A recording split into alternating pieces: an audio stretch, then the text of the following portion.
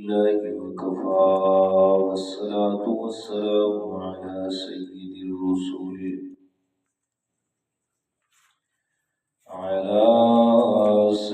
الرسل وخاتم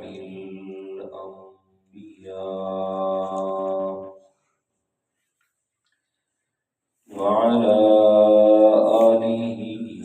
وأصحابه الأتقياء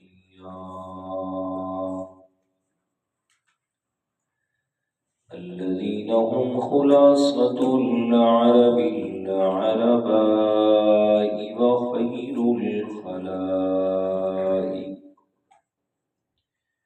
وخير الخلائق بعد الأنبياء.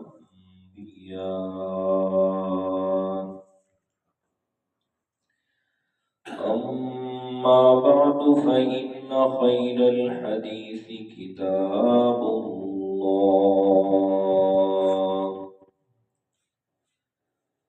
وخير الهدي هدي محمد صلى الله عليه وسلم وشر الأمور محدثاتها إن كل محدثة بدعة كل بدعة ضلالة وكل ضلالة في النار. أعوذ بالله من الشيطان الرجيم. بسم الله الرحمن الرحيم. يا أيها الذين آمنوا أنفقوا من طيبات ما كسبتم ومما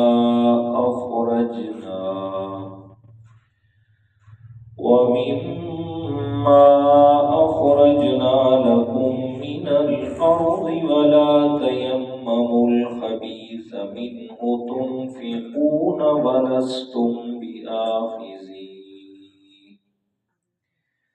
ولستم بآخذيه إلا أن تغمضوا فيه واعلموا أن الله غني حميد. الشيطان يعدكم الفقر ويأمركم بالفحشاء والله يعدكم مغفرة منه وفضلا والله واسع عليم. يؤتي الحكمة من يشاء ومن يؤت الحكمة فقد أوتي خيرا كثيرا وما يذكر إلا أولو الألباب. وما أنفقتم من نفقة أو نذرتم من نذر فإن الله يعلم وما للظالمين من أنصار.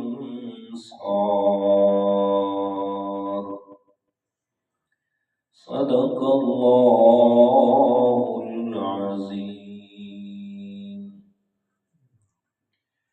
قال النبي صلى الله عليه وسلم أولادكم من طيب أكسابكم فكلوا من أموال أولادكم هنيئا أو كما قال عليه الصلاة والسلام. صدق الله العظيم وصدق رسوله النبي الكريم ونحن على ذلك لمن الشاهدين والشاكرين والحمد لله رب العالمين. اللهم صل على محمد وعلى آل محمد كما صليت على إبراهيم وعلى آل إبراهيم إنك حميد مجيد. اللهم بارك على محمد وعلى آل محمد كما باركت على إبراهيم وعلى آل إبراهيم إنك حميد مجيد. سبحانك لا علم لنا إلا ما علمتنا إنك أنت العليم الحكيم. اللهم منور القلوب نور قلوبنا بالقرآن.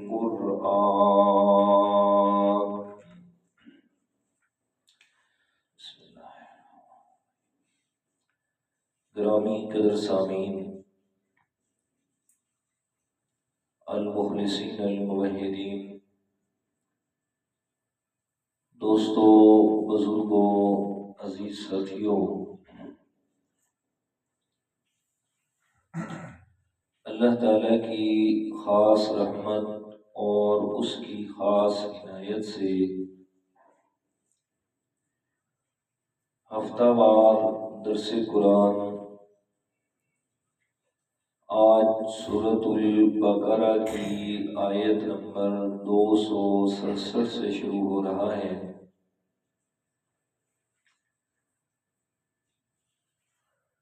قرآن مجید کے ساتھ تعلق، قرآن مجید کو پڑھنا، سمجھنا اور پھر عمل کرنا، اور پھر قرآن مجید کے ساتھ محبت کے ساتھ بیٹھنا اور پھر اس کو سننا، یہ خاص میرے رب کی رحمت ہی سے ممکن ہے. وگرنہ اگر رب کی رحمت شامل حال نہ ہو تو یہ تو بہت بڑی نیکی ہے. کوئی چھوٹی سے چھوٹی نیکی یا چھوٹا سا چھوٹا عمل بھی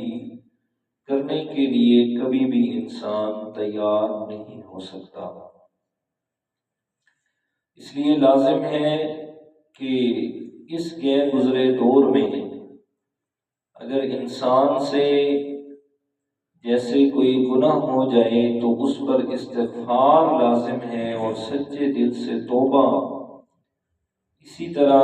اگر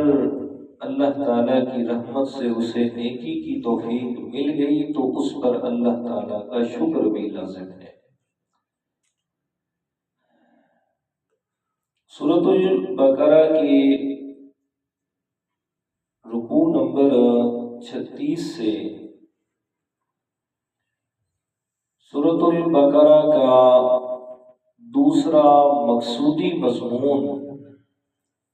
یعنی انفاق فی سبیل اللہ، اللہ تعالیٰ کے راستے میں اپنا مال خرچ کرنا، یہ شروع ہوا. اور پھر مال خرچ کرنا، اس کی ترغیب دلانا، اس کے لیے فضائل بھی بیان فرمائے. ساتھ میں اللہ تعالیٰ نے اخلاص کے ساتھ خرچ کرنے کا حکم بھی فرمایا. ریاکاری اور دکھلاوے سے بچنے کا حکم بھی فرمایا. ساتھ میں اخلاص سے اللہ کے راستے میں مال خرچ کرنے والوں کی مثال بھی بیان فرمائی. اسی طرح ریاکاری اور دکھلاوا کرنے والے جو ہیں، اور میں مال خرچ کرتے ہیں لیکن ریاکاری کرتے ہیں لوگوں کے دکھلاوے کے لیے. یا تیسری بات اس میں کہ مال بھی خرچ کرتے ہیں اور ساتھ میں احسان بھی جتلاتے ہیں، تو ان کی بھی مثال بیان فرمائی کہ جو نیکی کر کے احسان جتلانے والے ہیں ان کا کیا حال ہوگا اور ان کا نتیجے کے ساتھ کیا تعلق ہوگا۔ یہ پچھلے رکوع میں ساری باتیں گزر چکی ہیں۔ آج کے سبق میں جہاں سے ہمارا شروع ہو رہا ہے، اس میں اللہ تعالیٰ نے حلال مال خرچ کرنے کی ترغیب دلائی ہے، شوق دلایا ہے کہ پہلے مال خرچ کرنے کا حکم ہوا اور اس میں کیسے خرچ کرنا ہے اس کی وضاحت فرمائی،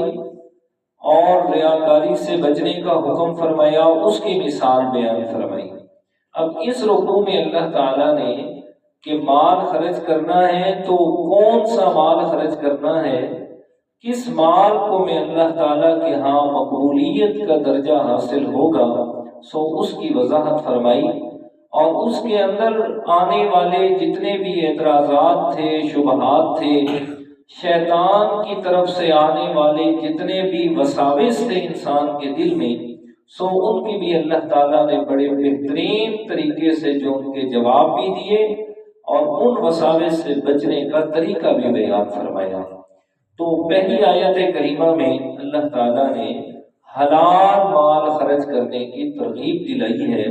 دیکھیے گا ترجمہ اور پھر بات عرض کرتا ہوں۔ اعوذ باللہ من الشیطان الرجیم، بسم اللہ الرحمن الرحیم۔ یا ایھا الذین آمنوا،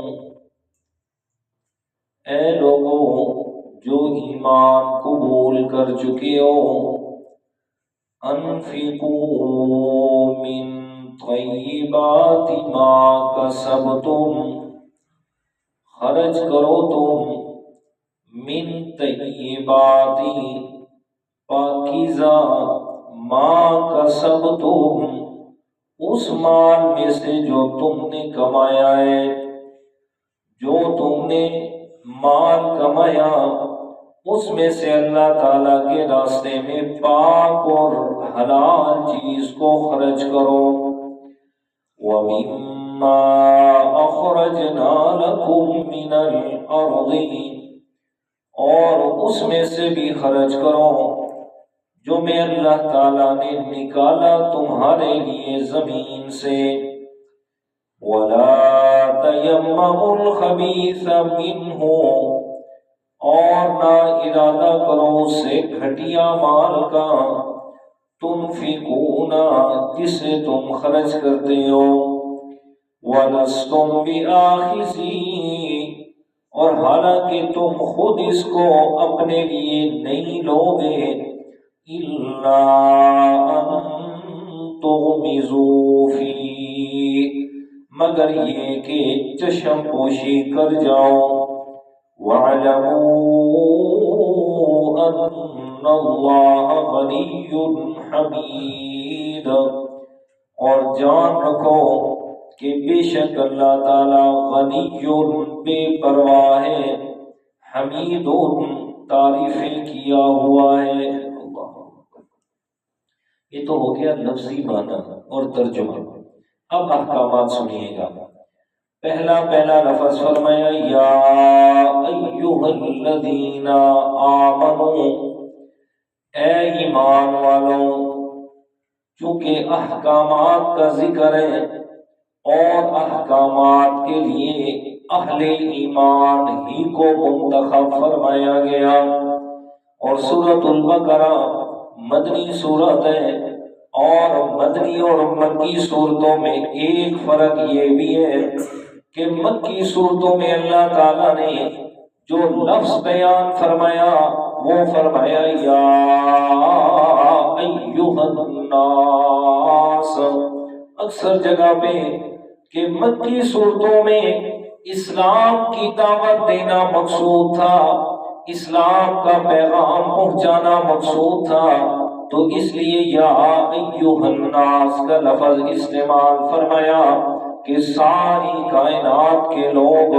اسلام کی دعوت کے لیے اللہ تعالیٰ نے عام کر کے ان کو خطاب فرمایا ہے، اور احکامات کا تعلق چونکہ اہل ایمان سے تھا، جو ایمان قبول کرے گا تو احکامات پر عمل لازم کرنا ہوگا۔ فرمایا یا ایھا الذین آمنوا، اے ایمان والو، جو ایمان قبول کرنے والے ہیں، جو خوش نصیب ایمان قبول کر چکے ہیں۔ تیسری بات فرمایا یہ اہل ایمان اللہ تعالیٰ نے قرآن مقدس کے اندر اپنے پیارے پیغمبر کی امت کا لقب بیان فرمایا ہے، جیسے فرمایا ان الذین آمنوا والذین ہادوا والنصارى والصابئین، فرمایا ان الذین آمنوا، بے شک وہ لوگ جو ایمان والے ہیں، یعنی آپ صلی اللہ علیہ وسلم کی امت، والنصارى، اور نصارہ یعنی حضرت عیسیٰ علیہ السلام کی امت،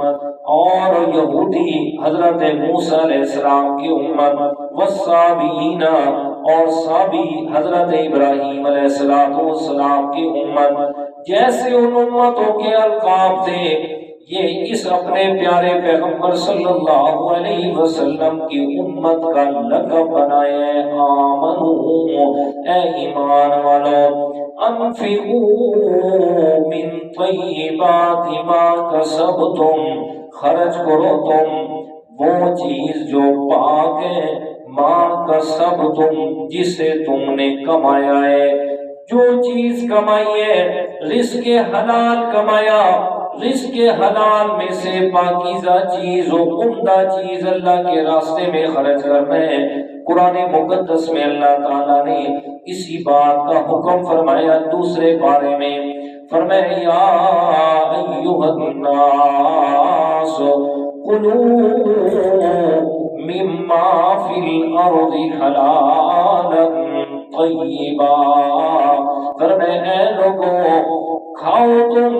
وہ ساری چیزیں جو میں اللہ تعالیٰ نے زمین سے پیدا فرمائی ہیں، لیکن ایک بات کا خیال کرنا، حلالا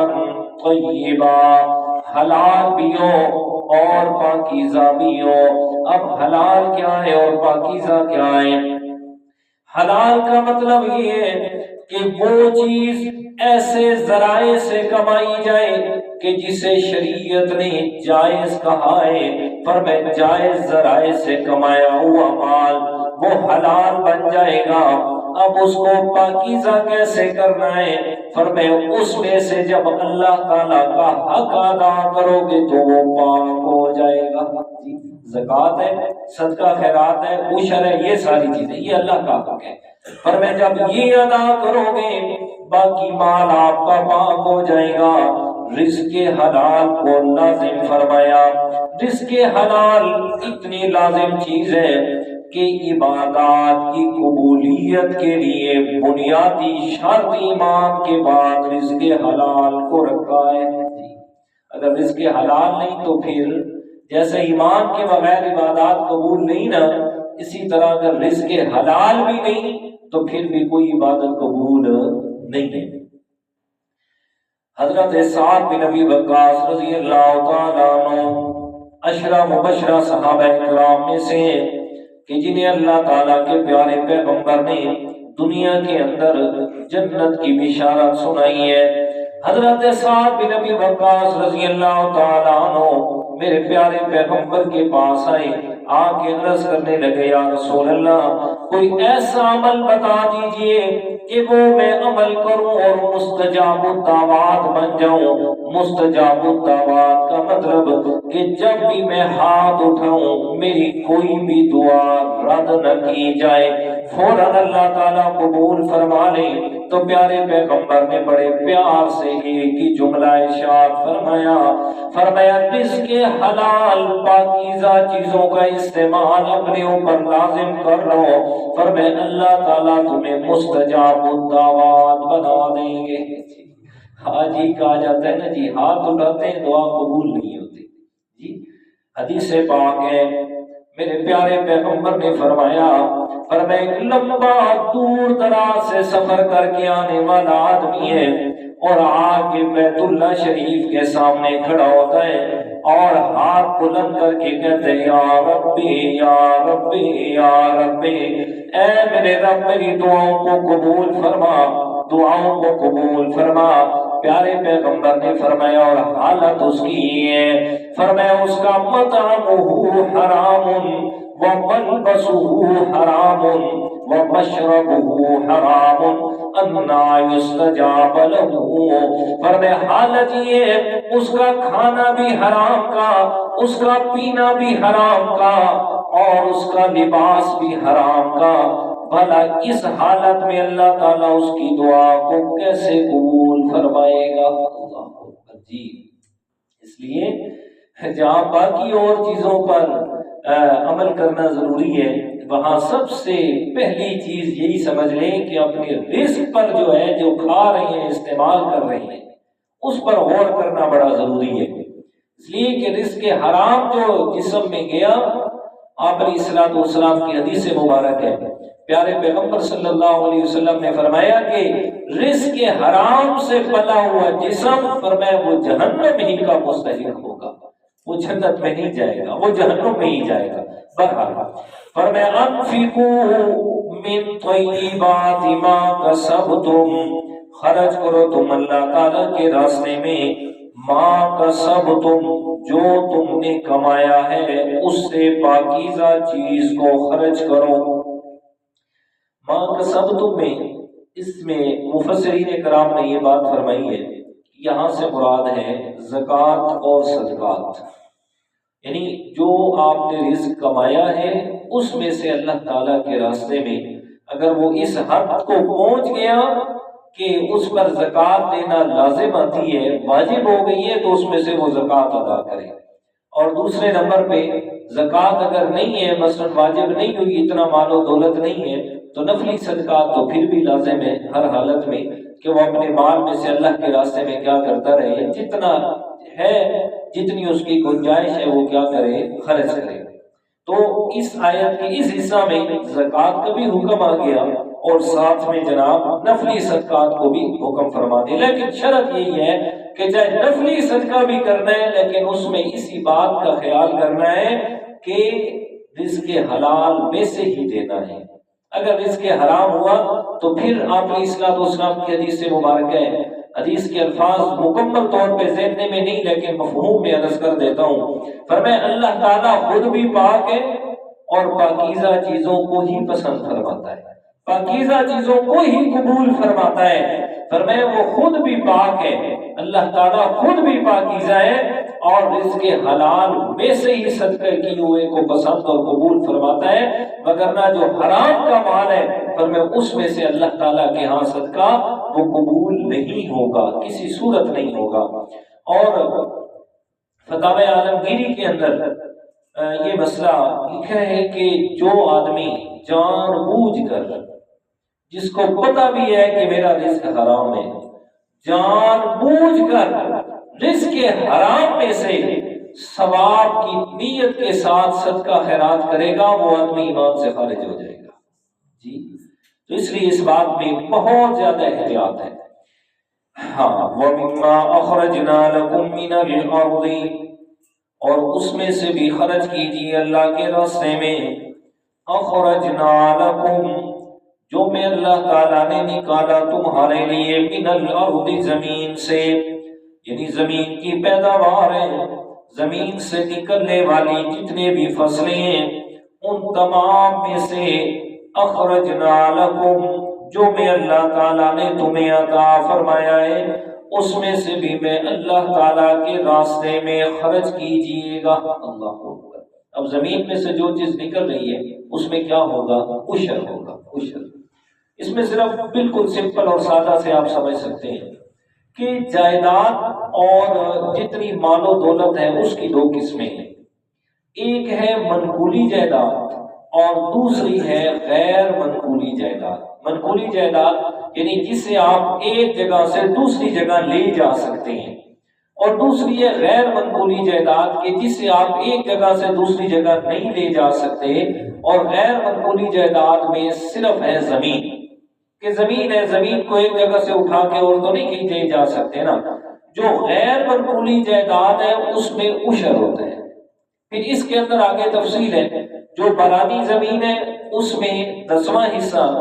اور جو نہری زمین ہے اس میں 20واں حصہ۔ نہری زمین میں اس لیے عشر کم رکھا کہ اس پہ محنت بھی زیادہ ہوتی ہے اور خرچ بھی زیادہ ہوتا ہے۔ اب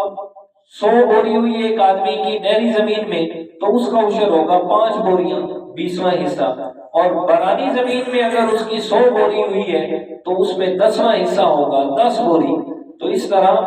نہری زمین میں کم رکھا، برانی زمین میں زیادہ رکھا، کہ برانی زمین کے اندر خرچ بھی کم ہوتا ہے، پانی بھی نہیں لگانا ہوتا، اور اس کے علاوہ مشقت بھی نہری زمین سے کیا ہوتی ہے، کم ہوتی ہے۔ باقی یہ جو فرمایا نا اخرجنا لکم من الارض، جو کچھ میں اللہ تعالیٰ نے زمین سے نکالا ہے تمہارے لیے، اس تمام چیزوں کے اندر عشر ہوگا۔ تو آپ زمین سے جتنی بھی فصلیں لے رہے ہیں، چاہے سال میں 1 لے رہے ہیں، 2 لے رہے ہیں، 3 لے رہے ہیں، جتنی بھی فصلیں لے رہے ہیں ان تمام فصلوں پر عشر دینا لازم ہوگا۔ لوگ تو یہ سمجھتے ہیں یہاں پہ کہ صرف گندم پر ہی عشر دینا ہے، باقی نہیں۔ نہیں میرے پیارے، ساری زمین، ساری فصل پر سال میں چاہے 2 لے رہے ہیں، 3 لے رہے ہیں، 1 لے رہے ہیں، ساری فصلوں پر جو ہے وہ عشر دینا ہوگا۔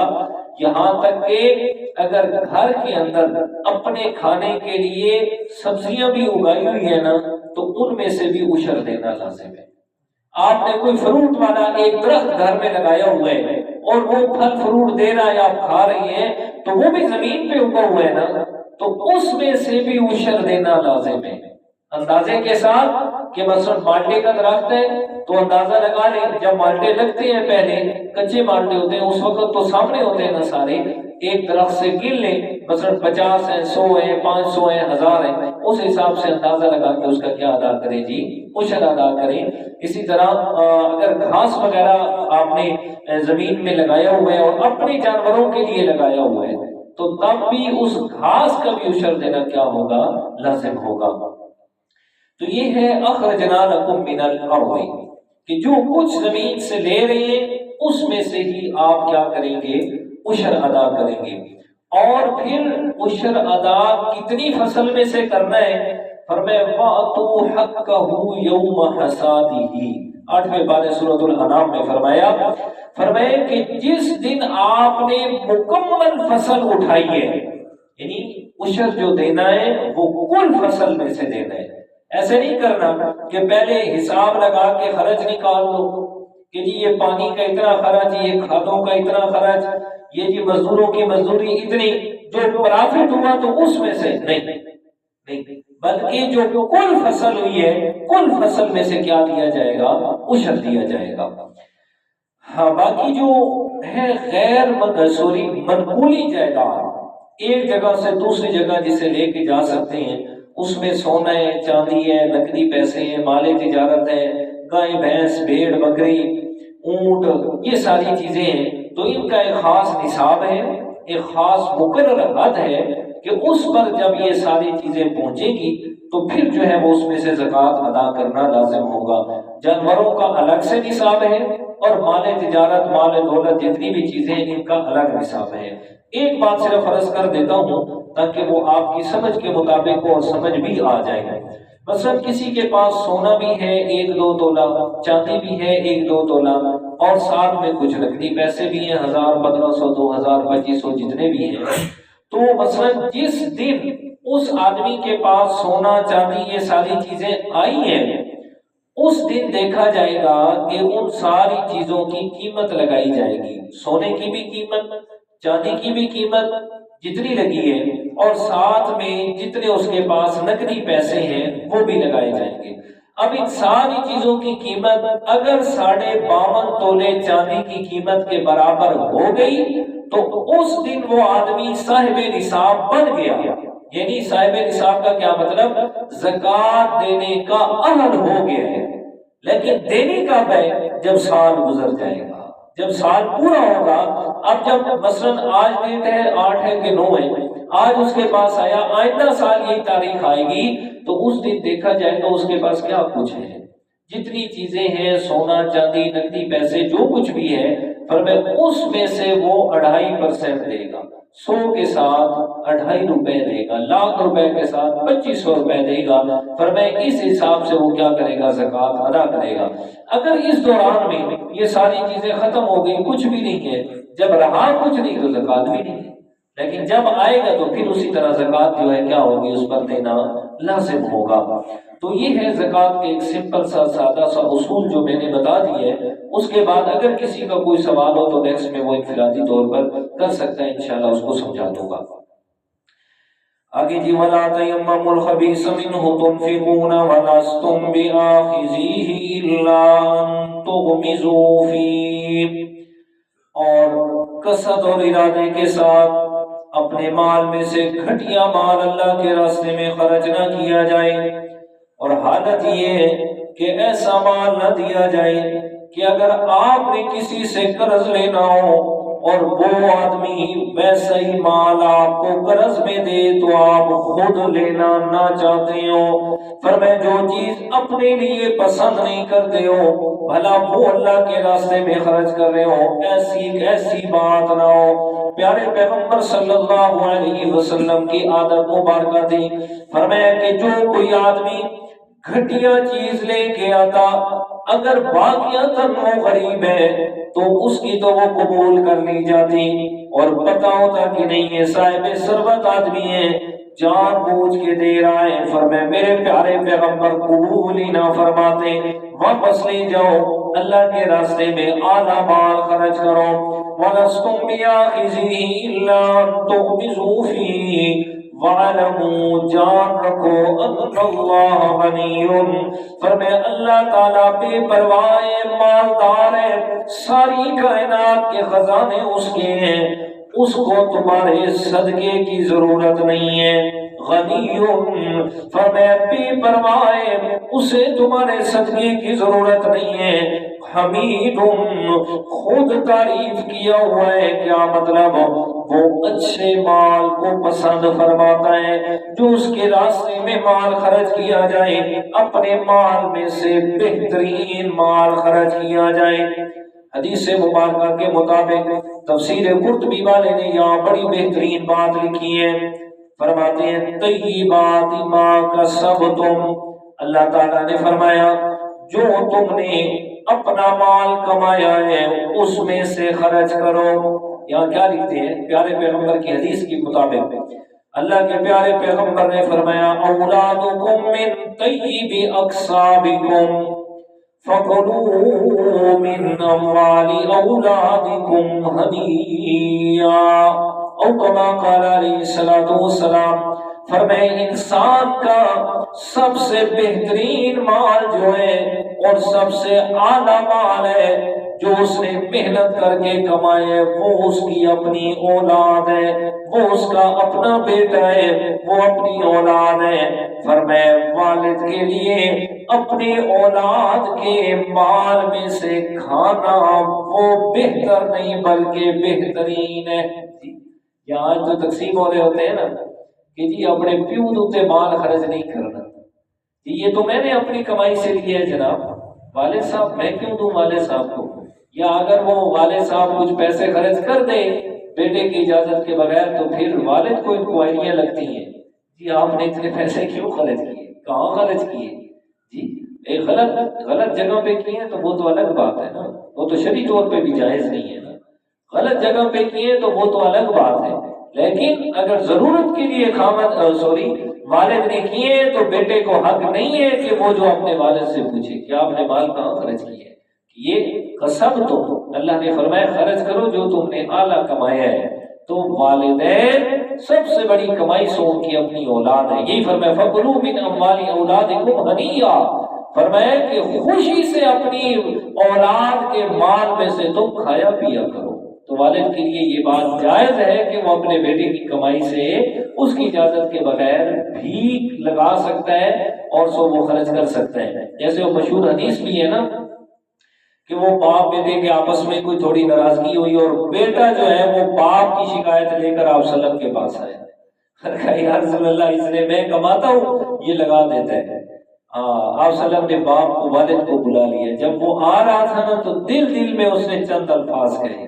ابھی وہ میرے پیغمبر کی محفل میں نہیں آیا، اللہ تعالیٰ نے حضرت جبرائیل علیہ السلام کو بھیج دیا، فرمایا یہ جو والد صاحب آ رہے ہیں نا، جب یہ آپ کے پاس آئیں تو ان سے پوچھنا کہ آپ جب گھر سے نکل رہے تھے آپ نے دل میں کون سی بات کی تھی، کیا کہا تھا، وہ بات ان سے پوچھنا۔ جب وہ آئے آپ صلی اللہ علیہ وسلم نے فرمایا کہ آپ نے وہ جو دل میں بات کہی تھی وہ بتائیں کیا ہے۔ جی آگے سے جواب سنیے گا، کہتے یا رسول اللہ ہمیں پہلے بھی یقین تھا آپ اللہ کے سچے پیغمبر ہیں، لیکن آج تو ہمیں آنکھوں دیکھا یقین ہو گیا کہ وہ بات دل میں جو میں نے کہی تھی یا مجھے پتا تھا یا میرے رب کو پتا تھا، میرے آنے سے پہلے آپ کو اللہ نے بتایا ہے کہ میں نے کیا کہا، یقین ہو گیا کہ آپ واقعتاً اللہ کے سچے پیغمبر ہیں۔ جی کیا کہا، وہ بہت عربی کے اشعار ہیں، میں صرف مقصودی بات سناتا ہوں۔ فرماتے ہیں انہوں نے آ کے عرض کی یا رسول اللہ میں نے یہ کہا کہ مجھے وہ سارا وقت یاد ہے کہ جب تو بچہ تھا اور میں بڑا تھا، میں جوان تھا، میں نے ساری کمائی ساری جوانی آپ پہ لگا دی، آج یہ کمانے کے قابل ہوا تو مجھ سے حساب لیتا ہے۔ تو آپ علیہ الصلوۃ والسلام نے فرمایا بیٹے کو فرمایا انت و مالک لابیک، اور میں تو بھی تیرا مال بھی یہ سارے کا سارا تیرے والد کا ہے، یہ کسی اور کا نہیں ہے۔ تو یہی محدثین کرام نے اس کتاب لکھا ہے، فرمایا کہ کوئی کسی کا مال اس کی اجازت کے بغیر استعمال نہیں کر سکتا، یہاں تک کہ بیوی بھی خامد کا مال اس کی اجازت کے بغیر خرچ نہیں کر سکتی۔ فرمایا کہ سوائے والد کے کہ وہ اپنے بیٹے کا مال اس کی اجازت کے بغیر بھی جائز کاموں میں کیا کر سکتا ہے، خرچ کر سکتا ہے۔ اس لیے یہاں ایک اور بات لکھی ہے کہ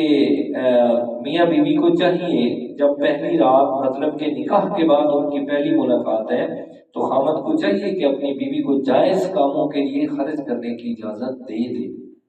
یہ اسے کہہ دے کہ میرے مال میں سے آپ جائز کاموں میں خرچ کر سکتے ہیں، ٹھیک ہے، جائز کاموں میں خرچ۔ اس لیے تو میں اکثر کہا کرتا ہوں آج کل کی شادیاں ہوتی ہیں، شادیوں پہ فضول میں لاکھوں روپے لگا دیے جاتے ہیں، فضولیات پہ لگا دیے جاتے ہیں، جو اصل چیز ہے نہ بیٹی کو اور نہ بیٹے کو کوئی بھی شرعی مسائل نکاح کے سمجھاتے ہی نہیں ہے۔ والدین کو جب خود نہیں پتا وہ کیا سمجھائیں گے، تو لازم ہے نا کہ علماء کے پاس لے آئیں کہ جی استاد جی میں بیٹے کی شادی کر رہا ہوں، اسے شرعی طریقہ نکاح کا اور شادی کا سمجھا دیں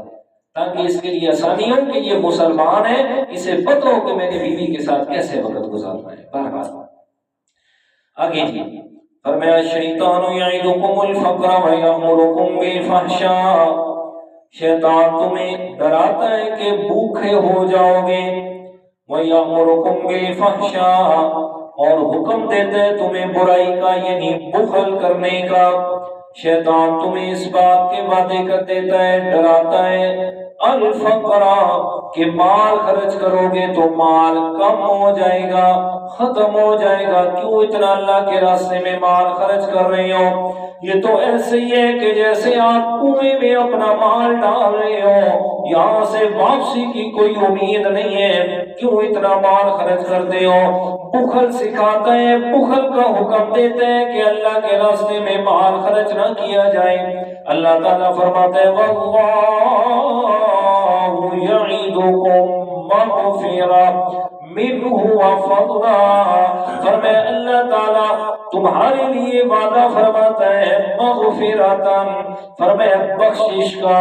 وفضلاً اور اپنے فضل کا۔ فرمایا دو چیزیں، ایک مغفرت ہے، مال خرچ کرو گے اللہ تعالیٰ تمہارے گناہوں کو معاف فرما دے گا، وفضلاً اور اپنا فضل تمہیں عطا فرمائے گا۔ مغفرت کا تعلق یہ آخرت سے ہے اور فضل کا تعلق یہ دنیا سے ہے، جیسے کہ سورۃ النساء میں فرمایا وَلَا تَتَمَنَّوْا مَا فَضَّلَ اللَّهُ، فرمایا تم میں سے کوئی بھی آدمی دوسرے کے مال و دولت کو دیکھ کے جسے اللہ تعالیٰ نے مال و دولت سے نوازا ہے، فرمایا فرمایا دوسرے کے مال و دولت کو دیکھ کے کوئی بھی مال و دولت کی تمنا نہ کرے، مال و دولت کی خواہش نہ کرے، بلکہ کیا فرمایا مسأل اللہ من فضلہ، فرمایا ہمیشہ اللہ تعالیٰ سے اس کا فضل مانگا کرو۔ کیا مانگو جی؟ اللہ تعالیٰ سے اس کی رحمت کا سوال کیا کرو، اس کے فضل کا سوال کیا کرو، اس لیے کہ جب اللہ تعالیٰ کی رحمت شامل حال ہو جائے تو پھر تھوڑی سی چیز انسان کے بڑے بڑے کاموں میں پوری ہو جاتی ہے۔ تو یہاں فرمایا اللہ کے راستے میں مال خرچ کرو گے، پہلا فائدہ آخرت کا مغفرت، اس مال کے خرچ کرنے کی وجہ سے میں اللہ تعالیٰ تمہاری بخشش فرما دوں گا، وفضلا، اور دوسرا فائدہ دنیا میں نقد یہ دوں گا کہ تمہیں اپنا فضل عطا کروں گا، مال و دولت میں برکتیں عطا کر دوں گا، مال و دولت کے ڈھیر لگ جائیں گے، واللہ واسع علیم۔ یہ وعدہ، یہ جو پیچھے فرمایا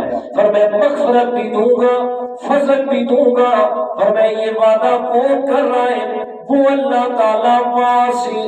جو بڑی وسعتوں والا ہے، بڑی مال و دولت والا ہے، بڑی ملکیتوں والا ہے، بڑی قدرت والا ہے، بڑے وسیع علم والا ہے، بڑے وسیع خزانوں والا ہے۔ فرمایا کوئی غریب آدمی تم سے وعدہ نہیں کر رہا، بلکہ واسع، جو بڑی وسعتوں والا ہے وہ اللہ تم سے وعدہ کر رہا ہے، علیم،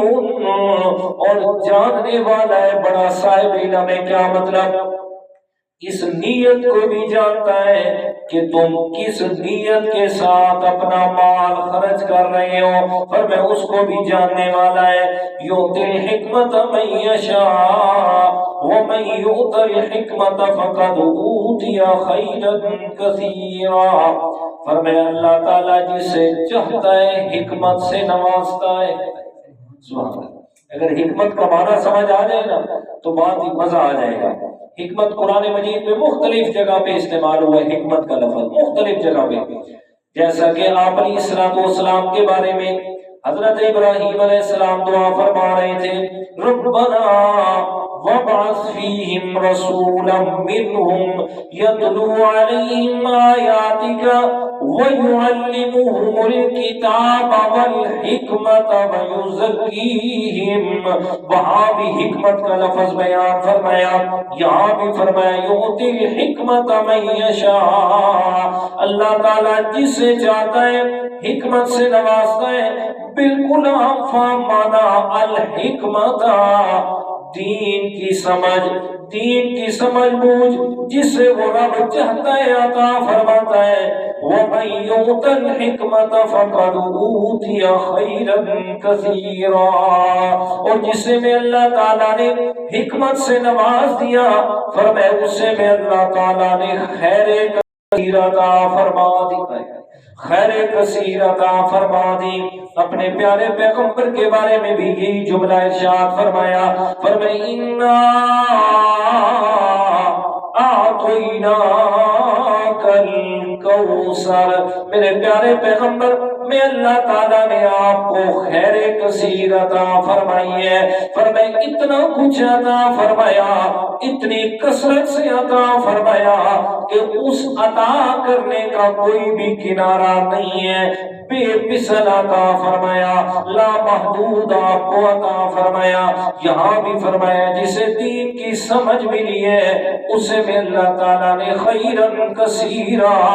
فرمایا خیر کثیر عطا فرما دی ہے۔ اور میرے دوستو، جسے اللہ تعالیٰ نے دین کی سمجھ عطا فرما دی، جسے اللہ تعالیٰ نے دین کے ساتھ لگاؤ عطا فرما دیا، وہ دنیا کی زیب و زینت کو دیکھ کے اپنے آپ کو حقیر نہ سمجھا کرے، جی کہ دنیا کے جناب فلاں گاڑیوں میں پھر رہے ہیں، فلاں اس میں پھر رہے ہیں، جی میرے پاس تو کچھ بھی نہیں ہے۔ فرمایا مال اور دولت والوں کے بارے میں اللہ تعالیٰ نے فرمایا انما اموالکم و اولادکم فتنہ، ان کے بارے میں فرمایا جسے میں اللہ تعالیٰ نے دنیا کے مال و دولت سے نوازا ہے، فرمایا وہ نعمت نہیں ہے بلکہ وہ تو آزمائش ہے، جتنا زیادہ مال ہوگا اتنا بڑا حساب ہوگا، جتنا مال زیادہ اتنا حساب۔ اس لیے وہ حدیث پاک ہے نا، کیا فرمایا کہ میری امت کے غریب لوگ امیر لوگوں سے عرصے دراز پہلے جنت میں جائیں گے، اس لیے کہ ان کا حساب تو ہونا نہیں لمبا چوڑا۔ غریب آدمی ہے جی، جس کے پاس بس کمایا اور کھایا، جس کے حلال استعمال کیا، اتنا ہی تھا جو کھا گیا اور اللہ کے راستے میں کچھ خرچ کر گیا، اس کا تو لمبا حساب ہونا نہیں۔ پھنس تو وہ جائے گا جس کے جناب مال و دولت کے انبار تھے۔ ہم وہ حدیث پاک اکثر آپ سنتے رہتے ہیں کہ انسان اپنی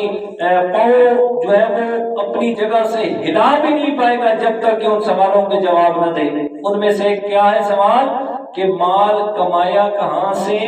اور لگایا کن کاموں پہ؟ یہ بڑا مشکل سوال ہے۔ کمایا کہاں سے، کس طرح کمایا ہے، اور صرف کمانے تک محدود نہیں، پھر لگایا کن کاموں میں، یہ بڑا مشکل سوال ہے۔ ہاں تو عرض یہ کر رہا تھا جسے اللہ تعالیٰ نے دین عطا کر دیا اس کے بارے میں فرمایا میں نے اسے خیر کثیر عطا کر دیا ہے۔ اب جسے دین کی نسبت مل گئی، جسے دین کا علم مل گیا، اس کو میرا رب فرما رہا ہے میں نے اس کو بہترین چیز دے دی ہے۔ اس کے لیے پھر حدیث یاد آ گئی، کیا فرمایا وَمَن يُرِدِ اللَّهُ خَيْرًا،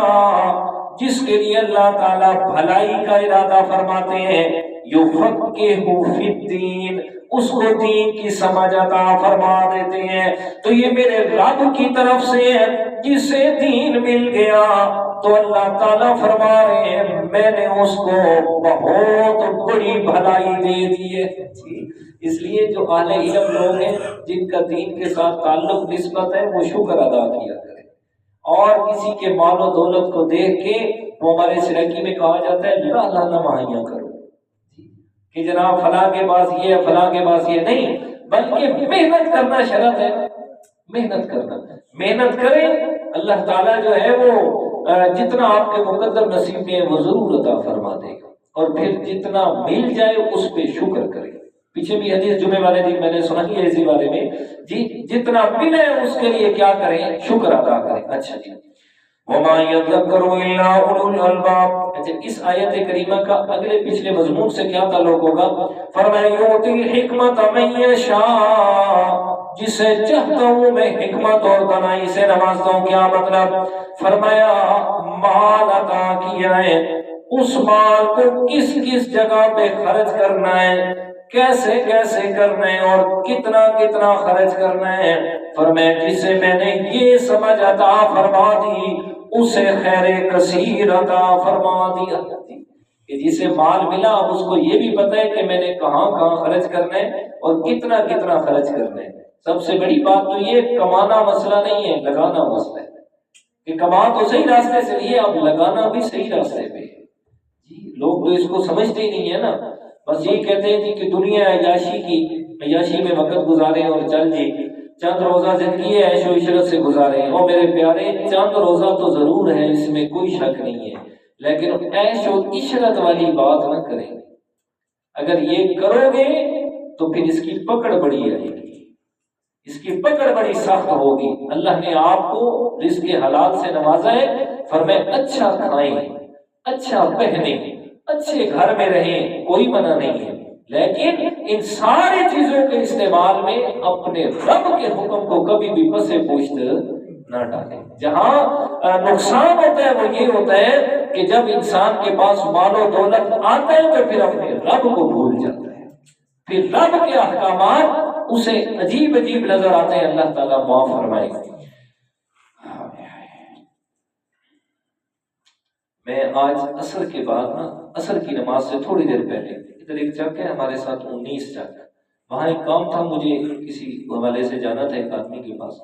تو وہاں میں نے ایک لفظ سنا ہے لوگوں سے اور بڑا افسوس ہوا۔ ایک آیا آدمی، اس نے کہا استاد اپنے جو مسجد کا استاد تھا اس کے بارے میں کہ یار محنت کر رہا ہے، لوگوں کو نمازی بنا رہا ہے، میرا بیٹا بالکل مسجد میں آتا نہیں تھا، اس کو پیار محبت سے سمجھائے، اب وہ اپنے استاد کے بالکل پیچھے کھڑے ہو کے نماز پڑھ رہا ہوتا ہے، ٹھیک ہے؟ تو اب دوسرا آدمی اسے کہتے ہیں یار چک کا لے تو سارے استاد کا گلہ کرتے ہیں جی، غیبتیں کرتے ہیں، گلہ کرتے ہیں۔ دوسرا آدمی کہتا ہے جڑا ہو گئی گلہ کرن دے لائق، اب اس کی تعریف ہم کیسے کریں؟ جو ہو ہی اس لائق کہ اس کا گلہ کیا جائے۔ اتنا افسوس ہوا ان کی جہالت پہ، اتنا افسوس کہ بھائی اگر آپ کسی کا گلہ شکوہ کر رہے ہیں اس کو تو کوئی بھی نقصان نہیں ہے، نقصان کس کا ہے؟ اپنا۔ غیبت کر رہے ہیں تو نقصان اپنا ہے نا، اپنا نقصان ہے، مفت میں اس کو نیکیاں مل رہی ہیں، اس کے گناہ میرے پلے میں آ رہے ہیں۔ یعنی جہالت کا یہ عالم ہے کہ لوگ اس حد تک گرے ہوئے ہیں، اللہ تعالیٰ معاف فرمائے۔ پھر افسوس یہ ہوتا ہے کہ بات سمجھنے کے لیے تیار نہیں ہے۔ بات چلو ایک تو غلط ہے نا، غلط تو ہوگی ٹھیک، لیکن اپنی غلطی کا احساس ہو جائے تو پھر اصلاح ہو جاتی ہے، اور اگر غلطی کر کے بزد ہو گیا تو پھر کبھی بھی اصلاح نہیں ہوتی۔ اچھا وَمَا يَذَّكَّرُ إِلَّا أُولُو الْأَلْبَابِ، اور اللہ تعالیٰ کی ان تمام باتوں سے نصیحت وہ حاصل کرتا ہے جو صاحب عقل آدمی ہے، جس کو اللہ تعالیٰ نے فہم و فراست سے نوازا ہے، اور پھر اپنے عقل کو درست سمت کے اندر استعمال کر رہا ہے، اسے اللہ تعالیٰ کی تمام باتوں سے نصیحت حاصل ہوتی ہے۔ وَمَا أَنفَقْتُم مِّن نَفَقَةٍ، جو خرچ کرو تم، خرچ کرنا خیر کے کاموں سے، او نظر تم من نظر، یا قبول کرو گے کوئی منت، فإن اللہ یعلمہ، بے شک اللہ تعالیٰ ان تمام چیزوں کو جاننے والا ہے۔ کیا مطلب؟ فرمایا وہ جو نفلی صدقات ہیں، اللہ کے راستے میں مال خرچ کرنا ہے، فرمایا اس میں سے جو کچھ بھی تم خرچ کرو گے، یا جو واجبی صدقات ہیں مطلب کہ زکوٰۃ ہے، کچھ بھی خرچ کرو گے، یا اس کے علاوہ او نظر تم من نظر، یا پھر کوئی بھی منت مانی ہے اللہ تعالیٰ کے نام کی، میرا فلاں کام ہو جائے، فرمایا میں اللہ کے نام پہ بکرا ذبح کروں گا، میں مسجد میں فلاں چیز دوں گا، میرا یہ کام ہو جائے، میں اللہ تعالیٰ کے نام پہ غریبوں میں 1000 روپے تقسیم کروں گا، ان کو کھانا کھلاؤں گا۔ فرمایا کوئی بھی تم منت مانتے ہو مال خرچ کرنے کی، یا اس کے علاوہ نفلی یا واجبی صدقات میں کچھ بھی خرچ کر رہے ہو، فإن اللہ یعلمہ، بے شک اللہ تعالیٰ ان ساری چیزوں کو جانتا ہے۔ وما للظالمین من انصار، اور ظالموں کے لیے کوئی بھی مددگار نہیں ہوگا۔ کیا مطلب اس آیت کریمہ کا؟ سمجھیے گا، فرمایا کوئی بھی مال خرچ کر رہا ہے اللہ تعالیٰ کے راستے میں، اگر مال خرچ کرنے میں بخل کر رہا ہے تو وہ اپنے اوپر ظلم کر رہا ہے، یا دوسرا معنی مال تو خرچ کر رہا ہے لیکن مال میں سے عمدہ چیز جان بوجھ کے بچا کے رکھی ہے اور ردی چیز کو خرچ کر رہا ہے، بیکار چیز لوگوں میں تقسیم کر رہا ہے، پھر بھی یہ اپنے اوپر ظلم کر رہا ہے۔ او نظر تم من نظر، یا پھر یہ کہ منت ماننا، نظر ماننا، منوتی ماننا، نظر نیاز، یہ ساری چیزیں اللہ کے نام کے ساتھ خاص ہیں۔ فرمایا یہ اللہ کے علاوہ کسی اور کے نام کی دے رہا ہے تو یہ فرمایا فإن اللہ یعلمہ، اللہ اس کو جانتا ہے، اور جو ایسا کرے گا وہ ظلم کر رہا ہے اپنے ساتھ۔ یہ فرمایا ایسے ظالم کا کوئی بھی مددگار نہیں ہوگا قیامت کے دن، اور اپنے کیے پہ یہ جناب اسی طریقے سے نادم ہوتا رہے گا۔ آگے ان تبدوا الصدقات فنعما ہی، فرمایا اگر تم ظاہر کر کے صدقہ کرو تو کیا ہی اچھی بات ہے۔ وَإِن تُخْفُوهَا وَتُؤْتُوهَا الْفُقَرَاءَ فَهُوَ خَيْرٌ لَكُمْ، اور اگر تم اسے مخفی کر کے دو، فقراء میں مال دو، فَهُوَ خَيْرٌ لَكُمْ، تو یہ تمہارے لیے بہت زیادہ بہتر ہے۔ یعنی سریعام صدقہ خیرات کرنا وہ بھی اچھی بات ہے، فائدہ کیا ہوگا؟ جو نہیں کرتے ان کو ترغیب آئے گی، جو نہیں کرتے ان کو شوق آئے گا یار ہم بھی کریں، ہم بھی مال خرچ کریں۔ اور دوسرا فرمایا وَإِن تُخْفُوهَا، اصل میں بات ہے چھپا کے دینے کی، اس میں فرمایا ظاہر کر کے دے دو فَنِعْمَا ہِیَ، اچھی بات ہے، لیکن اگر چھپا کے دو گے تو فَهُوَ خَيْرٌ لَكُمْ، یہ بہت زیادہ بہترین ہے تمہارے لیے۔ کیا تمہارے لیے بہتر ہے؟ فرمایا جب چھپا کے دو گے ایک تو ریاکاری سے بچ جاؤ گے، اور دوسرے نمبر پر جس کو خرچ جس پر کر رہے ہو نا، جس کو مال دے رہے ہو، اس کی عزت نفس مجروح نہیں ہوگی جی۔ لیکن اس میں مفسرین کرام نے یہ بات لکھی ہے، فرمایا جس جگہ پر لوگوں کے سامنے مال خرچ کرنا لازم ہو جائے تاکہ لوگوں کو ترغیب آئے، تو وہاں ظاہراً ہی خرچ کرنا چاہیے، اور جہاں یہ بات عام چل رہی ہو کہ ہر کوئی خرچ کرتا ہے تو پھر کوشش کریں کہ چھپ چھپا کے دیا جائے۔ لیکن یہ تو ہے نفلی صدقے کی بات، یہ خیال کریں نفلی صدقات کی طرح ہو، لیکن جو واجبی صدقات ہیں نا، کون سے؟ زکوٰۃ ہے، اسی طرح منت مانی ہے کوئی وہ ہے، یہ اسی طرح فطرانہ ہے وہ واجب ہے، تو یہ جو چیزیں ہیں یہ چھپ چھپا کے دینے والی نہیں ہے، یہ تو واجب ہے، یہ تو ظاہر کر کے اعلان اعلان کر کے دینی ہے، تاکہ بس یہ ہو جائے لوگوں پر کہ بھائی ہم بھی دیں، ہم بھی، یہ ہمارے اوپر بھی واجب ہے، پتہ چلے کہ یہ چیز واجب ہے اور اس کو لازمی طور پر ہی کیا کرنا ہے، ادا کرنا ہے۔ وَيُكَفِّرُ عَنْكُم مِّن سَيِّئَاتِكُمْ، فائدہ تمہیں کیا ہوگا؟ اللہ تعالیٰ تمہارے گناہوں کو معاف فرما دے گا۔ وَاللَّهُ بِمَا تَعْمَلُونَ خَبِيرٌ، اس لیے کہ اللہ تعالیٰ جو تم عمل کرتے ہو اس کی خبر رکھنے والا ہے۔ یہ جتنے بھی اعمال آ رہے ہیں نا، اللہ تعالیٰ صفات اپنی بیان کر رہے ہیں، خبیر میں خبر رکھنے والا ہوں، بصیر میں دیکھنے والا ہوں، حمید میں تعریفیں کیا ہوا ہوں، غنی میں بے پرواہ مالدار ہوں، مجھے تمہارے مال کی ضرورت نہیں ہے۔ کیا مطلب ہے ان ساری صفات کا؟ فرمائے انسان کے دل میں جب یہ کامل یقین آ جائے کہ میرا رب میرے اعمال سے باخبر ہے، وہ مجھے ہر وقت مجھے دیکھ رہا ہے، اور یہ یقین آ جائے کہ میرے اس مال کی رب کو ضرورت نہیں ہے، تو پھر وہ اخلاص کے ساتھ اور اللہ کی رضا کے ساتھ مال خرچ کرنے میں اور زیادہ بڑھتا رہے گا، اور زیادہ مال خرچ کرے گا۔ فرمایا لیس علیک ھداھم ولکن اللہ یہدی من یشاء۔ اللہ، صحابہ کرام، کچھ صحابہ کرام کا یہ معمول مبارک تھا کہ ان کے کچھ رشتہ دار ابھی مسلمان نہیں ہوئے تھے، مشرک کافر تھے،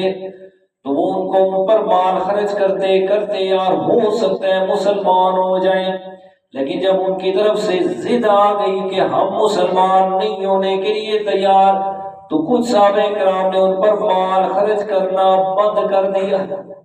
کہ ہم تو اس لیے دے رہے تھے اللہ کرے ان کا فائدہ ہو جائے کہ یہ کیا ہو جائیں، مسلمان ہو جائیں۔ اللہ تعالیٰ نے اس پر یہ آیت کریمہ نازل فرمائی، فرمایا لیس علیک ھداھم، فرمایا آپ کے ذمہ وہ لوگوں ہدایت دینا تمہیں اللہ نے نہیں لگائی ہے۔ آپ کے ذمہ یہ تو نہیں ہے کہ آپ نے لوگوں کو پکڑ پکڑ کے مسلمان کرتے، لیس علیک ھداھم، آپ کے ذمہ یہ نہیں ہے کہ آپ لوگوں کو زبردستی ہدایت دیں، ولیکن اللہ یہدی من یشاء، یہ تو میرے رب کا فیصلہ ہے، جسے چاہتا ہے وہ ہدایت سے نواز دیتا ہے، جسے چاہتا ہے اس کے دل و دماغ کے اندر ہدایت کے دیپ جلا دیتا ہے، یہ تو میرے رب کے اپنے فیصلے ہیں۔ وما تنفقوا من خیر فلانفسکم، فرمایا جو تم خرچ کر رہے ہو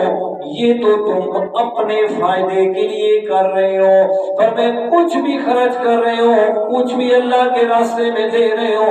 یہ کسی پر احسان نہیں ہے، بلکہ یہ تو تمہارا اپنا فائدہ ہے۔ ہاں اتنی بات ضرور ہے، وما تنفقون الا ابتغاء وجہ اللہ، فرمایا جو بھی تم خرچ کرو اس میں مقصود تمہارا کس کی رضا ہو، اللہ تعالیٰ کی، فرمایا تب تمہارا فائدہ ہوگا، تب تمہارا اصل جو ہے فائدہ تمہیں حاصل ہوگا۔ اچھا یہ فرمایا یہ بھی نفلی صدقات کے بارے میں کہ جو نفلی صدقات ہیں وہ مسلمان کو بھی دیے جا سکتے ہیں، کافر کو بھی دیے جا سکتے ہیں، لیکن کافر بھی ہو ذمہ، جو مسلمانوں کے ملک میں پناہ لے کے ٹیکس دے کے زندگی گزار رہے ہیں۔ اگر حربی کافر ہے نا، حربی کافر جو مسلمانوں کے خلاف برسرے پیکار ہے میدان میں، پر میں وہ مر جائے اسے آپ نفلی صدقہ بھی نہیں دے سکتے۔ باقی جو زکوٰۃ صدقات واجبی ہیں وہ صرف مسلمانوں کو ہی دیے جا سکتے، وہ کسی کافر مشرک کو نہیں دیے جا سکتے۔ اچھا جی، وَمَا تُنْفِقُوا مِنْ خَيْرٍ يُوَفَّ إِلَيْكُمْ وَأَنْتُمْ لَا تُظْلَمُونَ، اور تم جو کچھ بھی خرچ کرو گے من خیر، بھلائی کے کاموں میں، یوفی الیکم، اللہ تعالیٰ تمہیں اس کا پورا پورا اجر عطا فرمائے گا، وانتم لا تظلمون،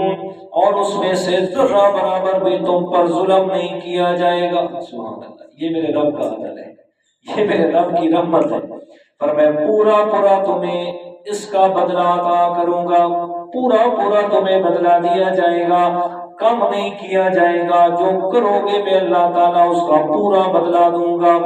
اللہ اکبر، ٹائم کم ہے اور 2 آیتیں رہ گئی ہیں، میں تفصیل اور زیادہ گیا تو پھر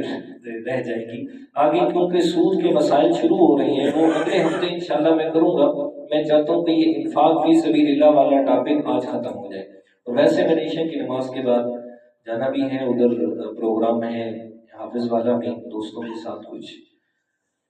تو اس لیے اس کو ختم کرتے ہیں۔ للفقراء الذين احصروا في سبيل الله، مستحقین صدقات کا بیان فرمایا کہ تمہارے صدقات و خیرات کا مستحق اصل میں کون ہے؟ فرمایا للفقراء الذين احصروا في سبيل الله، ان فقراء کے لیے احصروا فی سبیل اللہ، جو بند کر دیے گئے اللہ تعالیٰ کے راستے میں، روک دیے گئے اللہ تعالیٰ کے راستے میں، لا یستطیعون ضربا فی الارض، کہ وہ اپنا رزق کمانے کے لیے زمین کے اندر ادھر ادھر سفر نہیں کر سکتے، کہ دین کا کام کر رہے ہیں، دین کے معاملے کے اندر لگے ہوئے ہیں، یحسبہم الجاہل اغنیاء من التعفف، فرمایا ان فقراء کے لیے تمہارا مال خرچ کرنا لازم ہے، احصروا فی سبیل اللہ، جو اللہ کے راستے میں روک دیے گئے، اللہ کے راستے میں لگے ہوئے ہیں۔ اب فی سبیل اللہ سے کیا مراد ہے؟ فرمایا طالب علم ہے جو دین کا علم حاصل کر رہا ہے، اس نے اپنی زندگی کو دین کے کام پہ لگایا ہوا ہے، فی سبیل اللہ، یا مجاہد ہے اور اللہ کے راستے میں جہاد پہ گیا ہوا ہے۔ فرمایا کہ ایسے لوگوں پر اللہ تعالیٰ حکم دے رہا ہے کہ اپنا مال خرچ کرنے کے لیے ایسے لوگوں کو تلاش کر کر کے اپنا مال خرچ کرو، لا یستطیعون ضربا فی الارض، فرمایا دین کے کاموں کی مصروفیت کی وجہ سے یہ اپنی مزدوری نہیں کر سکتے، اپنے لیے مال نہیں کما سکتے، رزق نہیں کما سکتے، کہ یہ لگے ہوئے دین کے کاموں میں، اور حالت یہ ہے یحسبہم الجاہل اغنیاء من التعفف، فرمایا ناواقف لوگ، جاہل لوگ ان کے اغنیاء، ان کے غنی ہونے سے یہ خیال کرتے ہیں جناب یہ اگر ہم سے غنی بے پرواہ ہیں، فرمایا یہ خیال کرتے ہیں کہ یہ بڑے مالدار ہیں، ان کے پاس بڑا پیسہ ہے، من التعفف، فرمایا سوال نہ کرنے کی وجہ سے، فرمایا جاہل لوگ یہ ان کی ظاہری حالت سے دیکھ کے کہہ رہے ہوتے ہیں جناب یہ تو بڑے مالدار ہیں کہ کسی سے سوال کے لیے ہاتھ بھی نہیں پھیلاتے۔ اللہ تعالیٰ فرماتے ہیں تعرفہم بسیماہم، فرمایا آپ ان کو ان کی نشانیوں سے پہچان کے ان پہ اپنا مال خرچ کریں۔ میں ایک نشانی اللہ تعالیٰ تمہیں بتا دیتا ہوں، لا يسألون الناس الحافا، لأنهم متعففون عن المسألة عفة تامة فرمایا لا يسألون الناس إلحافا کہ یہ لوگوں سے لپٹ لپٹ کر سوال نہیں کرتے، مانگتے نہیں ہیں، اور ظاہری حالت دیکھتے جناب فلاں بڑا عالم ہے، ہر وقت سفید کپڑے پہن کے رکھتا ہے، بڑی واسکٹ لگائی ہے، بڑی ٹوپی پہنی ہے، سر پہ پگڑی کی ہوئی ہے، پر میں استاد تو بڑا پیسے والا ہے، جی استاد تو بڑا مالدار ہے، بڑا پیسہ اس نے اکٹھا کیا ہے، اور کبھی انتظامیہ نے یہ نہیں سوچا کہ اساں استاد نو تنخواہ کتنی دے دیں۔ ہاں صاحب ہنسے نہیں جی، میں تنخواہ نہیں دیتا، میری طرف توجہ نہ کریں، میں کسی سے آپ نے نہ کسی نمازی سے نہ محتمم سے میں کسی سے بھی تنخواہ نہیں لیتا، ٹھیک ہے؟ تو بہرحال تو کبھی یہ نہیں سوچا کہ ہم استاد کو تنخواہ کتنی دیتے، ہاں یہ ہے باتیں کرنی ہے، اور میں نے چٹے کپڑے پائی ہوئے جناب پتہ نہیں پیسہ استاد کو اتنا کیوں، یہ نہیں پتا کہ انہوں نے جو 8-9 سال مدارس میں سیکھا ہی غنی ہو کے رہنا ہے،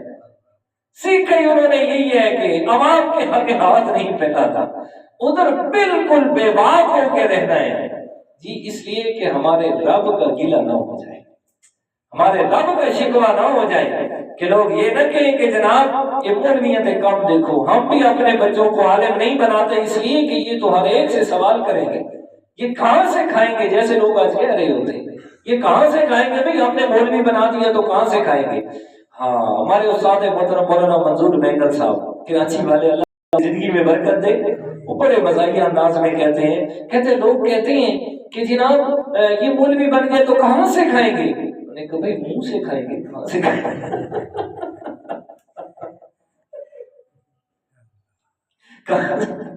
منہ سے ہی کھانا ہے بھائی، انسان منہ سے ہی کھاتا ہے، یہ بھی منہ سے ہی کھائیں گے، کہاں سے کھائیں گے، عجیب سوال کرتے ہیں بھائی، آپ کسی کی نوکری کرو وہ تمہیں اتنے پیسے دے دیتے ہیں کہ آپ روٹی کھا لیتے ہیں، تو علماء اپنے رب کی نوکری کر رہے ہیں تو کیا اللہ ان کے رزق کا خیال نہیں کرے گا؟ ضرور کرے گا، اللہ تعالیٰ ضرور بندوبست کر دیتے ہیں جی، وہ الگ بات ہے، کوئی اپنا مال علماء پہ خرچ کر کے ان پہ احسان جتلا کے اپنی نیکی کو ضائع کر دیتے ہیں، اور کچھ ایسے بھی لوگ اچھے لوگ ہیں جو اپنا مال خرچ بھی کرتے ہیں اور دوسرے تو دور کی بات ہے استاد کو بھی کبھی گلہ شکوہ نہیں کرتے۔ یہاں تو حالت یہ ہے کہ مسجدوں کے اندر جو امام صاحب کی تنخواہ کے اندر 500 روپے مہینے کا دیتے ہیں نا، اگر امام صاحب سے کسی ایک دن نماز کے اندر اونچ نیچ ہو جائے، جب تک وہ 5000 کے بکواس نہ سنا لے تو اس کا کھانا ہضم نہیں ہوتا جی، کھانا ہضم نہیں ہوتا اس کا، کہ جناب یہ اس کی جرت کہ 2 منٹ مسجد میں لیٹ ہو گئے ہیں، اور خود دل نہ چاہے گا تو 5 نمازیں نہیں آئیں گی، دل نہ چاہے گا تو 10 دن مسجد میں نہیں انٹر ہوں گے، لیکن امام صاحب کی مجال، ہمارے استاد جی ہیں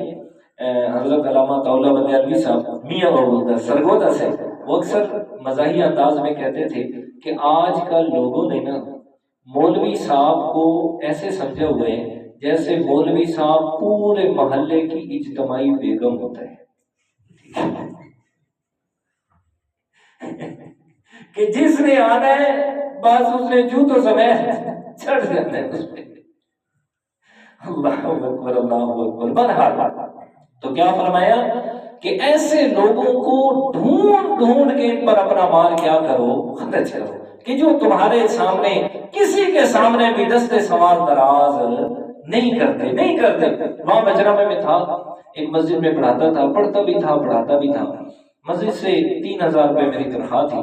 تو بہرحال وقت اچھا گزر رہا تھا، تو ہر ایک کا اپنا مزاج ہوتا ہے، مزاج یہ تھا اچھے کپڑے پہننے ہیں، صاف ستھرا رہنا ہے اور اچھے انداز میں رہنا ہے۔ تو ایک آدمی مجھ سے ایک دن سوال کرنے لگا، کہتے استاد جی ہمارا ایک سوال ہے کہ آپ کی تنخواہ ہے 3000، آپ کے کپڑے ہم سے اچھے، آپ کا رومال ہم سے اچھا، آپ کی ٹوپی ہم سے اچھی، آپ کی گھڑی اس نے پتہ نہیں کتنی چیزیں گنوا دی، خوشبو آپ کی ہم سے اچھی ہوتی ہے، آپ یہ کہاں سے لیتے ہیں؟ میں نے کہا میرا بھائی ہم نے کبھی آپ سے پوچھا ہے آپ کہاں سے لیتے ہیں؟ آپ نے گاڑی لی ہے، آپ نے مکان بنگلہ بنائے، ہم نے کبھی آپ سے پوچھا یہ پیسے کہاں سے کمائے؟ اور بھائی اللہ کے بندوں، یہ میرا رب بھی ساری چیزیں انتظام کر دیتا ہے۔ میں عید آتی ہے، آپ لوگ اپنے بچوں کے کپڑے لینے کے لیے جاتے ہیں، اور بچوں کے کپڑے لیتے لیتے اللہ تعالیٰ تمہارے دل میں ڈال دیتا ہے، کہتا ہے یار تمہاری مسجد کا استاد ہے، اس کا بھی ایک سوٹ لے لو۔ آپ جہاں 10 سوٹ لے رہے ہوتے ہیں، ایک سوٹ ہمارا بھی لے لیتے ہیں، اور ہمیں آگے دیتے استاد جی یہ ہمارا تحفہ گفٹ قبول کریں، ہم قبول کر لیتے ہیں۔ تو آپ کا گفٹ جو ہم قبول کرتے ہیں بھائی، وہی ہم سلا کے پہن لیتے ہیں۔ ہم کہاں سے ہم 3000 میں کون کون سی چیزیں پوری کر سکتے ہیں، یہ تو آپ بھی سمجھ سکتے ہیں، ٹھیک ہے؟ تو غرض یہ ہے کہ وہ الگ بات ہے کہ ہمارے ساتھ ادھر وہ بھی معاملہ نہیں ہے، جہاں ہم رہ رہے ہیں ادھر ہمارے ساتھ وہ بھی معاملہ نہیں ہے، ٹھیک ہے؟ وہ الگ بات ہے، لیکن پھر بھی اللہ کی رضا کے لیے چلے ہوئے ہیں انشاءاللہ۔ کبھی تو اللہ تعالیٰ اس چھوٹے سے گلشن کو ایک بڑا گلشن اللہ تعالیٰ بنا دیں گے، اور اس کے اندر پھل پودے بوٹے سب لگ جائیں گے۔ ہم ہوں گے نہ ہوں گے، انشاءاللہ یہ قرآن کی آواز اللہ تعالیٰ لگانے والے اور زیادہ پیدا فرما دے گا انشاءاللہ۔ بس اپنے حصے کا ایک دیا جلا رہے ہیں، اللہ کرے وہ جل جائے۔ اپنے حصے کا اس گلشن کے اندر ایک دیا جلا کے جائیں گے، اللہ تعالیٰ آسانیاں فرما دے گا۔ تو فرمایا سبهم الجاہل اغنیاء من التعفف، کہ جاہل لوگ یہ جانتے ہیں سوال نہ کرنے کی وجہ سے کہ یہ لوگ بڑے امیر ہیں۔ تعریفهم بسیماہم، فرمایا آپ ان کی علامات کو پہچان کے ان پر مال خرچ کریں۔ لا يسألون الناس الحافا، جو لوگوں سے لپٹ لپٹ کے سوال نہیں کرتے ہیں۔ وما تنفقوا من خیر، اور تم جو کچھ بھی خرچ کرو بھلائی میں، فإن اللہ به علیم، بے شک اللہ تعالیٰ اس کو اچھے طریقے سے جاننے والا ہے۔ الذین ينفقون اموالهم باللیل والنہار سرا وعلانیہ، جناب سیدنا صدیق اکبر رضی اللہ تعالیٰ عنہ فرمائے انہوں نے ایک مرتبہ 40,000 دینار اللہ کے راستے میں خرچ کیے، لیکن ترتیب کیا بنائی ہے؟ فرمائے 10,000 دن میں خرچ کیے، 10,000 رات میں خرچ کیے، 10,000 روپے لوگوں کے سامنے غرباء کے اندر تقسیم کیے، اور 10,000 دینار چھپ کے صدقہ خیرات کیا۔ اللہ تعالیٰ کو یہ عمل اتنا پسند آیا کہ ان کی تعریف میں اللہ نے قرآن کا یہ مقام نازل فرما دیا۔ جی بولو سبحان اللہ، جی سبحان اللہ، زور سے سبحان اللہ، جی قربان جاؤں یہ صحابہ کرام ہیں، عمل کر رہے ہیں، اللہ کو پسند آ رہا ہے، اللہ انہی کے عمل کا قرآن بنا رہا ہے۔ اور آج 14ویں صدی کا ملا کہتا ہے جی اثر انہوں نے ایمان تے شک ہے، جی جن کے لیے قرآن نازل ہو رہا ہے، یہ 14ویں صدی کا ڈاکٹر اور پروفیسر کہتا ہے اثر انہوں نے ایمان تے شک ہے۔ جی جی ہمیں ان کے ایمان پہ شک ہے، جی ابو بکر کا ایمان تو تم ثابت کرو۔ میں نے کہا جی جو یہ سوال کر رہا ہے پہلے وہ اپنا ایمان تو ثابت کرے، جس کو ابو بکر کے ایمان پہ شک ہے وہ اس کا اپنا ایمان ہے ہی نہیں، سرے سے ہے ہی نہیں۔ کہ جن کے اعمال کا گواہ اللہ تعالیٰ ہے، جن کے اعمال کی پسندیدگی پہ اللہ نے قرآن بنا کے نازل کیا، ان کے ایمان میں شک تو پھر تو ایمان دنیا میں ہے ہی نہیں سرے سے۔ ہاں فرمایا الذین ينفقون اموالهم، وہ لوگ جو خرچ کرتے ہیں اپنا مال باللیل رات میں، والنہار اور دن میں، سرن چھپ کے، علانیتاً اور لوگوں کے سامنے ظاہر کر کے۔ انہوں نے 4 عمل کیے، اللہ نے وہی چاروں بیان کر دیے۔ فرمایا رات میں 10,000 دینار، دن میں 10,000 دینار، علل اعلان 10,000 دینار، اور چھپ چھپا کے 10,000 دینار دیے۔ فرمایا یہ عمل اتنا پسند آیا، اور فرمایا فَلَهُمْ أَجْرُهُمْ عِنْدَ رَبِّهِمْ، اور دنیا والوں میں اللہ تعالیٰ اعلان فرما رہا ہوں بس ان کا اجر ان کے رب کے پاس ہے، ان کا اجر ان کے رب کے پاس ہے۔ کیا سمجھ آئی؟ انہوں نے جو عمل کیا ہے اللہ تعالیٰ نے اسے قبول فرما لیا ہے، قبول کیا ہے تو اجر کا اعلان کیا ہے نا۔ فَلَهُمْ أَجْرُهُمْ عِنْدَ رَبِّهِمْ، فرمائے ان کا عمل اللہ کے ہاں قبول ہے، اللہ تعالیٰ نے قبولیت کا درجہ دے دیا ہے، اجر دینا ان کے اعمال کا۔ وَلَا خَوْفٌ عَلَيْهِمْ، ان پر کسی قسم کا خوف نہیں ہوگا قیامت کے دن میں۔ ولا هم يحزنون، اور نہ یہ غمگین ہوں گے. فرمایا دنیا کو چھوڑ کے جا رہے ہوں گے، فرمایا غم نہیں ہوگا، پتہ نہیں اللہ کے سامنے کیسے حاضر ہوں گے، پتہ نہیں کیا حال ہوگا ہمارا، کیسا نام اعمال ہوگا، کیسے اللہ تعالیٰ ہمارے سامنے، ہم اللہ کے سامنے کیسے حاضر ہوں گے، کیسے ہمارے ساتھ سلوک کیا جائے گا.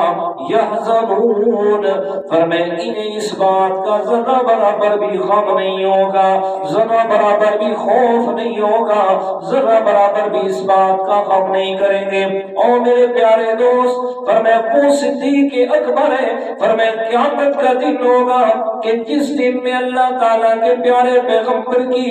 اس خاص دعا سے ساری دنیا کا حساب کتاب شروع ہونا ہے. فرمایا اللہ تعالیٰ کے پیارے پیغمبر سجدے میں پڑھ کے اللہ تعالیٰ سے دعا کریں گے، مولا ساری کائنات دھوپ اور گرمی میں پگھل رہی ہے، مولا ان کے لیے آسانیاں فرما اور لوگوں کا حساب کتاب شروع کیا جائے. اللہ کے پیارے پیغمبر کی دعا اور شفاعت میں اللہ تعالیٰ کرسی عدالت پہ آ کے بیٹھ جائیں گے. جیسے کرسی عدالت پہ آئیں گے، حدیث مبارک ہے، سارے کے سارے لوگ ایک دوسرے سے پوچھیں گے بتاؤ یار اللہ تعالیٰ کس کی سفارش میں آئی ہے، کس کی دعا پہ اللہ تعالیٰ یہ حساب لینے آئے ہیں. سب کہیں گے وہ یار آخر زمان پیغمبر کی شفاعت قبول ہوئی ہے. میرے پیارے پیغمبر نے فرمایا حضرت آدم علیہ السلام سے لے کے قیامت تک آنے والا آخری انسان، ہر ایک کی زبان پر میرے پیارے پیغمبر کی تعریفیں ہوں گی. فرمایا یہ میرے پیارے پیغمبر کی شان. اب اگلی بات جو سنانے لگا ہوں، فرمایا حساب کتاب شروع ہوگا. آج اللہ تعالیٰ بڑی غصے میں، بڑی غضبناک کے سارے لوگوں پہ فرمایا جائے گا بتاؤ کس سے حساب شروع کیا جائے. میرے پیارے پیغمبر اللہ تعالیٰ کے سامنے سیدنا صدیق اکبر کو کھڑا فرما دیں گے. حدیث پاک ہے جیسے صدیق پہ میرے اللہ کی نظر پڑے گی، اللہ تعالیٰ کا غصہ محبت میں تبدیل ہو جائے گا. اس لیے کہ حضرت صدیق اکبر کے بارے میں آپ صلی اللہ علیہ وسلم نے کیا فرمایا تھا زندگی کے آخر میں؟ فرمایا جس نے میرے پیغمبر پہ احسان کیے میں نے سب کے احسان دنیا میں چکا دیے. ایک ابو بکر میرا وہ صحابی ہے کہ جس کے احسانوں کا بدلہ میں دنیا میں نہیں دے سکا. فرمایا قیامت کا دن ہوگا میں اللہ تعالیٰ سے ان کے احسانات کا بدلہ لے کے ابو بکر کو دوں گا. اور اللہ تعالیٰ نے فرمایا میرے پیارے پیغمبر والا سوف یرضا، میں رب بھی تم سے وعدہ کرتا ہوں میں بھی ابو بکر کو ضرور راضی کروں گا. اتنا دوں گا کہ ابو بکر کیا ہو جائے گا؟ راضی ہو جائے گا. اللہ تعالیٰ عمل کی توفیق. الحمدللہ رب العالمین والصلاة والسلام علی سید الرسل وخاتم الانبیاء والمرسلین. اللهم انا نجعلك في نحورهم ونعوذ بك من شرورهم